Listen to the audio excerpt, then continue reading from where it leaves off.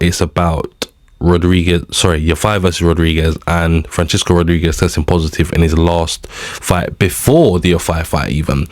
So this is something that needs to be addressed immediately. I just don't think it can go on. Like, boxing is such a dangerous sport, and fighters risk their lives and their livelihood mentally, physically, every single time step into the ring. So going into the ring with an unfair advantage, whether it is done intentionally or unintentionally, is not acceptable.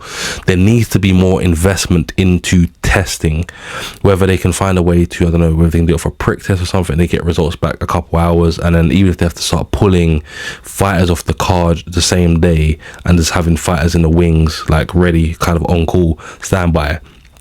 I mean, they might have to do something like that, and it sounds insane, it might cost more, but at the end of the day, you're protecting fighters from going through hell in there with, you know, already what goes on getting into the ring, having to fight again, like I said, with an unfair advantage is just absolutely wrong.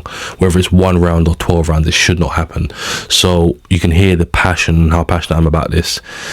I just hope that more people sort of talk about it, because this news broke today via Eddie Hearn at a press conference this morning, and it's just like, but how was this not even mentioned before? How was it not picked up before he got into the ring with Yafai?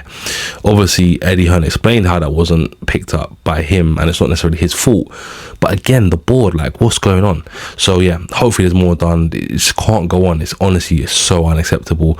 Now, I'm not saying that Rodriguez is definitely guilty. Obviously he's still going to go through his due process and whatnot. They're going to investigate and blah blah blah, but long story short, this was twice he was in the ring with a banned substance in his system. So this happens far too often, not just about him, and there needs to be change done.